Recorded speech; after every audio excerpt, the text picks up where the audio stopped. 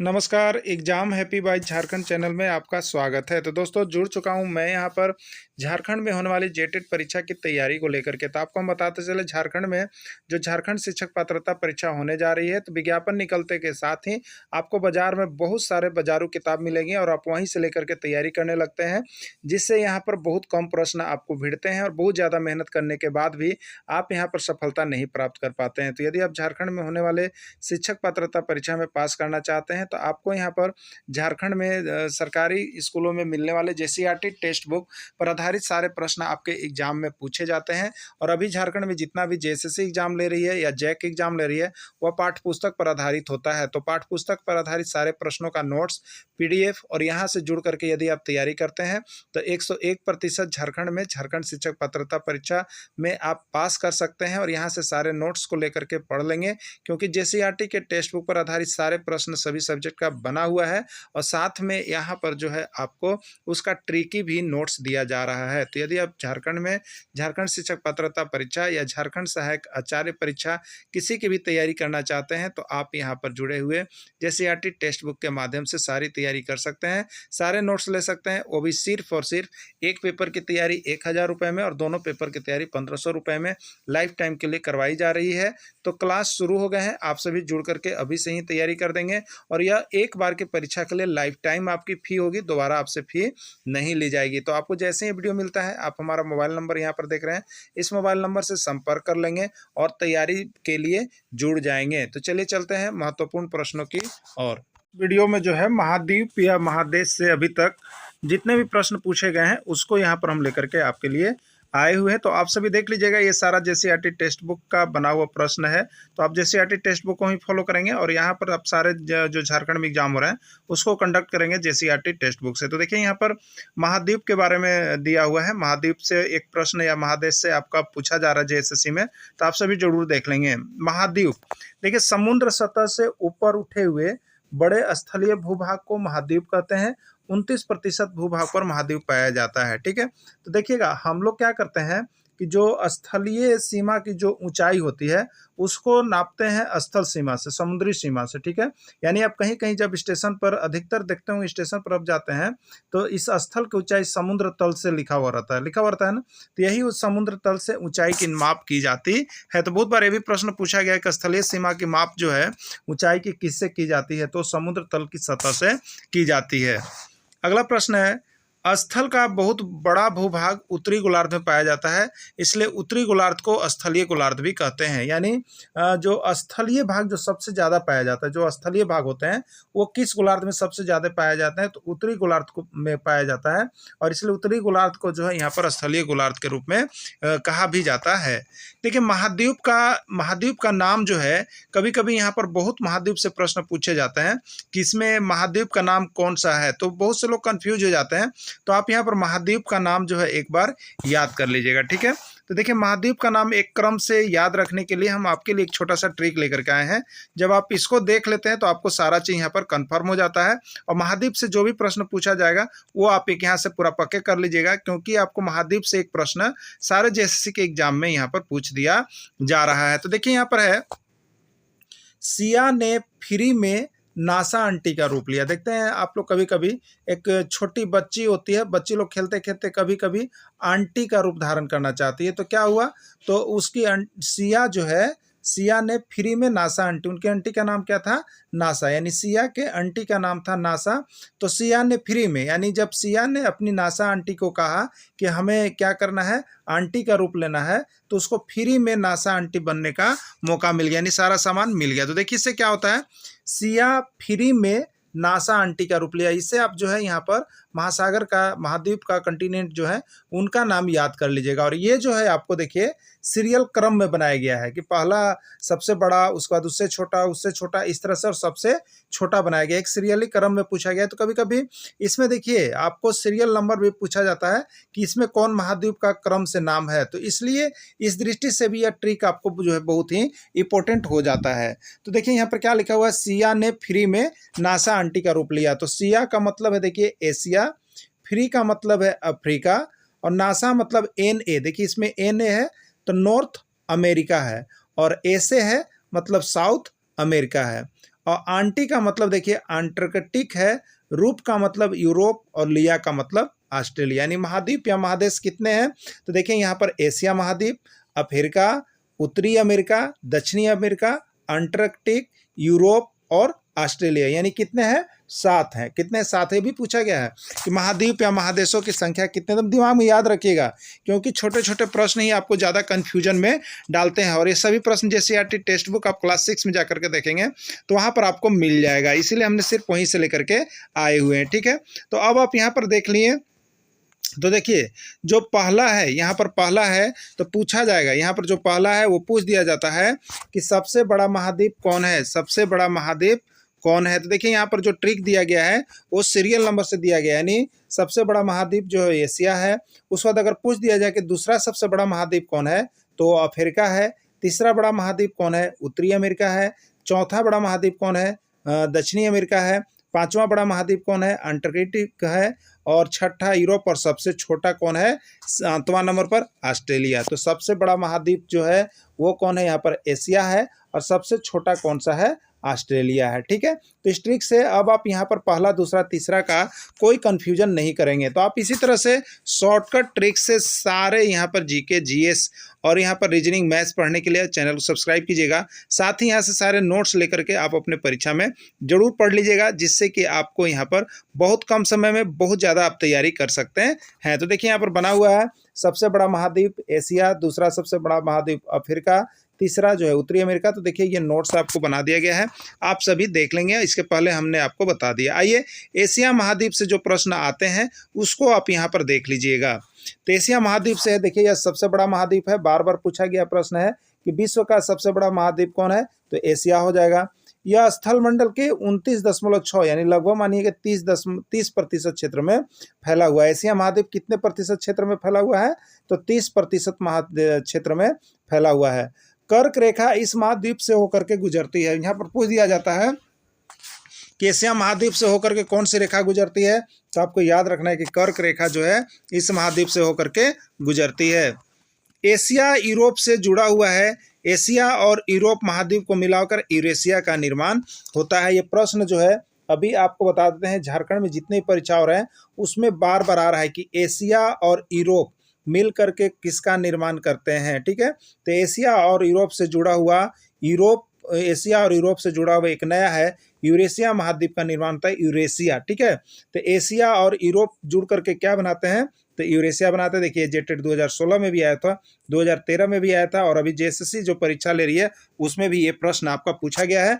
अब आप कहिएगा कि कहाँ से आता है, तो देखिए आपका 6 क्लास की किताब में से था, बहुत लोगों ने इसको गलती किया था। ठीक है, एशिया को यूरोप से अलग यूराल पर्वत या यूराल नदी करती है। ये भी देखिए जेएसएससी में और जैक दोनों ने पूछ लिया है।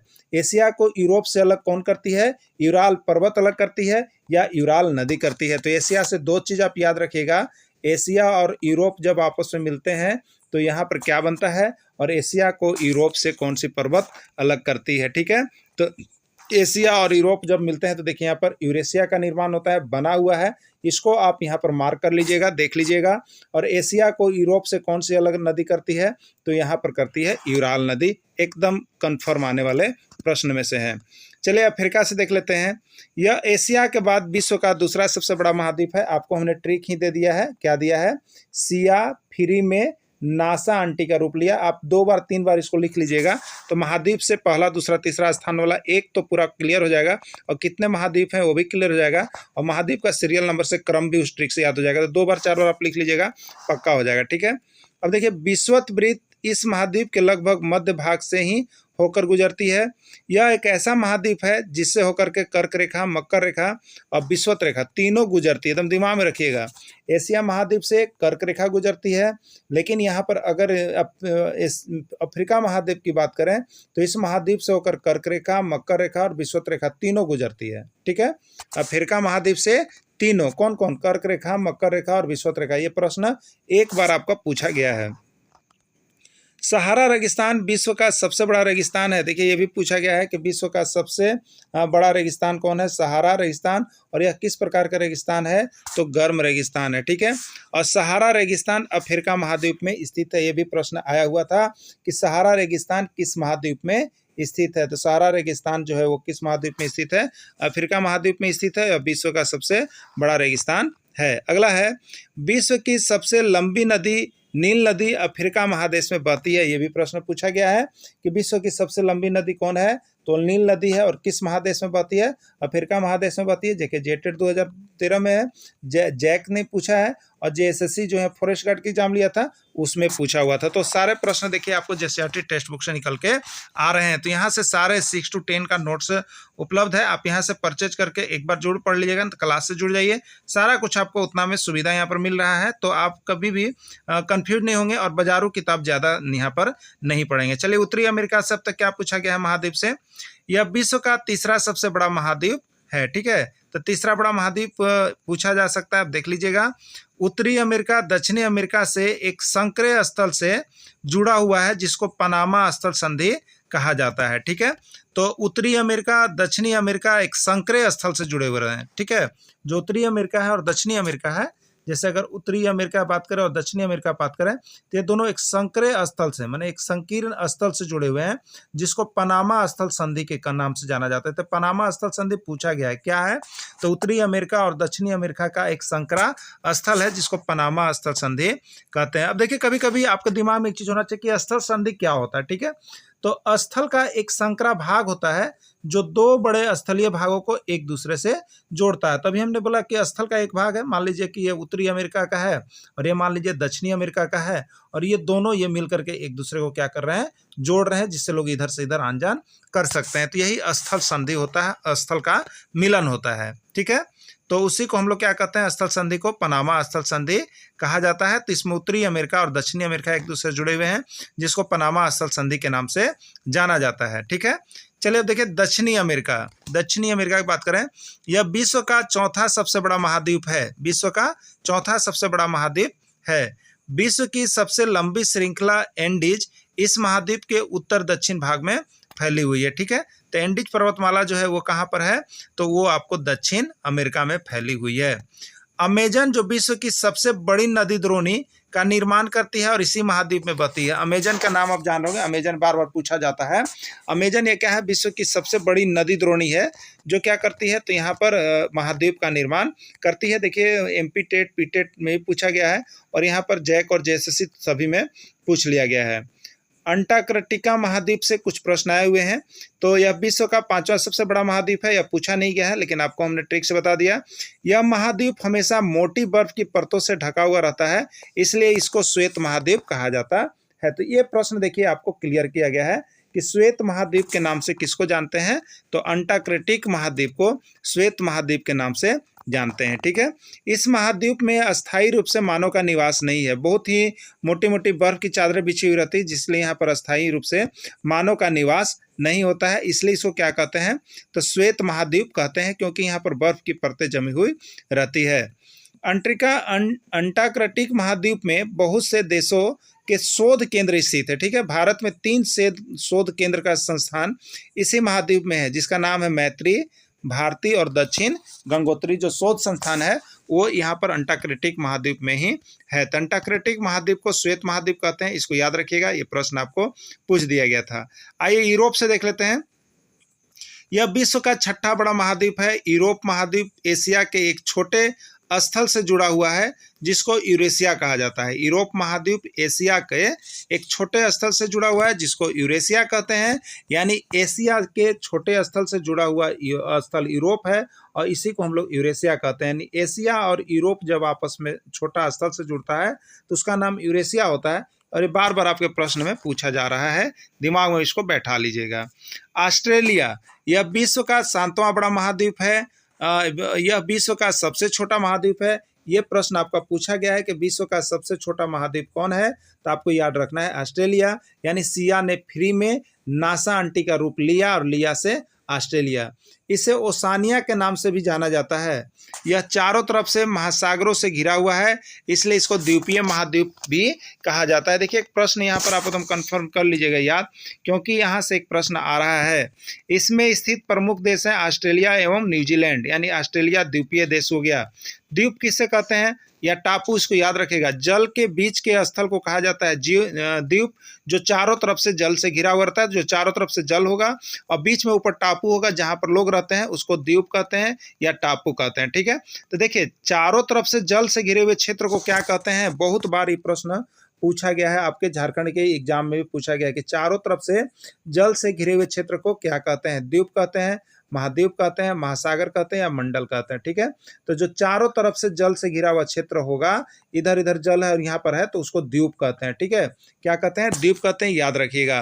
और एक प्रश्न आता है, तीन तरफ से जल से घिरा हुआ क्षेत्र को क्या कहते हैं। तीन तरफ से जल से घिरा हुआ क्षेत्र को क्या कहते हैं, तो इसको हम लोग प्रायद्वीप कहते हैं। ये झारखंड में शिक्षक बहाली में आया हुआ प्रश्न है, यानी तीन तरफ से जल से घिरे हुए क्षेत्र को क्या कहते हैं, प्रायद्वीप कहते हैं। यानी जो चारों तरफ से घिरा हुआ है द्वीप, और जो तीन तरफ से घिरा हुआ है प्रायः, उसको प्रायद्वीप के नाम से जानते हैं। आप लोग इसको देख लीजिएगा।